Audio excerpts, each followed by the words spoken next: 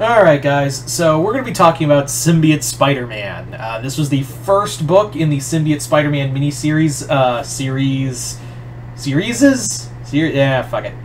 So, these comics are basically done by Peter David and Greg Land. Yes, I know, Greg Land, we'll talk about him in a moment.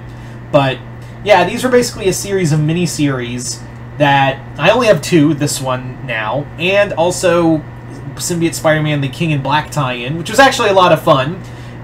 There are two others, and I think they've talked about doing more. These are part of a new line of Marvel comics that are done by classic writers who do, like, eras, like little lost stories during current runs. Like, there's one for Ben Reilly Spider-Man done by J.M. DeMatteis. There's also another done by... sorry about that. But yeah. So they've done, like, what I mean, like, basically what I was saying was, yeah, they've done this before. They've done this a lot. Of having, these mini-series that are, like, lost stories. They've done one for Venom, for Dave Michelinie. Peter David went back and did, a Maestro prequel trilogy that ties into Hulk, Future, and Perfect. But this was really, like, the one that really started it. Symbiote Spider-Man was the one that really started it, and it was actually supposed to be, like, their version of promotion for, Far From Home. Spider-Man Far From Home. Because there aren't a lot of good symbiote stories. So I imagine, like, the thought was, hey, Peter, hey, Peter David, you want to do, like, a miniseries set in, like, the quote-unquote 80s, of Spider-Man still being symbiote and have Mysterio be the main antagonist, and he's like, okay. And that's how I feel like it went. It was like, are you going to pay... Peter David's probably like, are you going to pay me? And they're like, yeah. And he's like, alright. I just gave him an Alan Moore tone. I was like, yeah, alright, Spider-Man. I think it's all bullshit. God, I'm an idiot. Anyway. So... where does Symbiote Spider-Man take place specifically?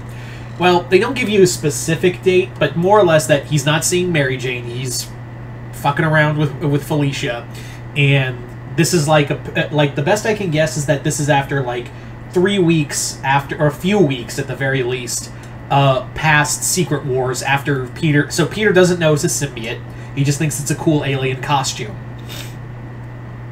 And yeah, so the story is that Spider-Man, that Mysterio is trying to get out. Like, at first, he's just trying to get out of the villain game because he thinks, ugh, I'm Mysterio, I'm a fucking joke, I should just probably stop. However, when a bank job goes awry and kills someone, and gets someone killed, not by him, Mysterio then is confronted by Spider-Man, and through a comical series of errors, Spider-Man and Mysterio compete with one another over the symbiote. And Felicia is there. Mysterio is just trying to prove he's not some D-list joke, which by the 80s, I'm pretty sure like a lot of people thought Mysterio was a D-list joke. So Peter David knows how to write that. And he does know how to write these characters because he had written a lot of Black Suit Spider-Man at the time. Ugh, so sniffly. But that's the thing, is that he like understood how he understands how to write Spider-Man. And I wish he would... On one hand, I wish they would give David more stuff to do with Spider-Man, because his stuff on Spider-Man is few and far between. But then again, I think about how modern-day editors today really want to keep Spider-Man as perpetuant man-child and creatively undercut anything with Spider-Man, looking at the Zeb Wells run, for example. So it's probably best we do comics like these. Yeah. This is very much a classic Spider-Man story. This feels like something you would...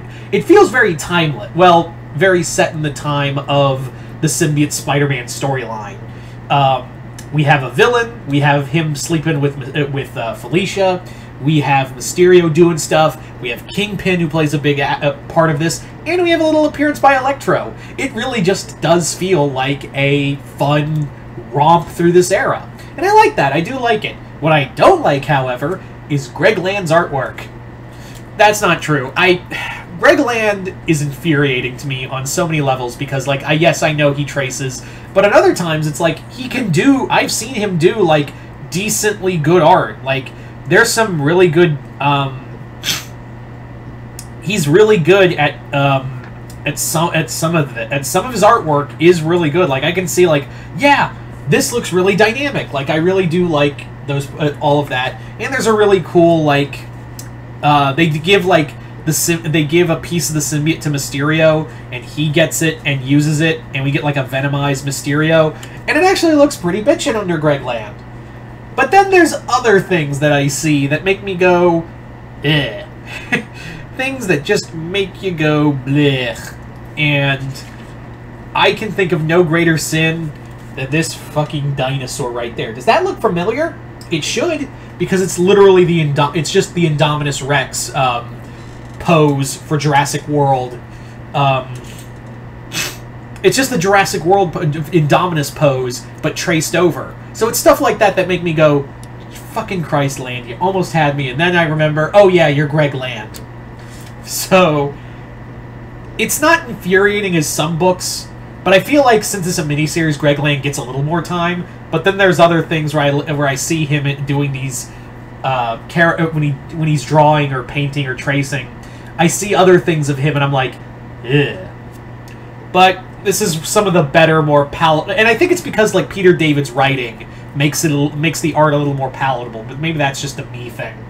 All in all, if you're looking like a fun, cheap, this is under $20. This is about $15.99.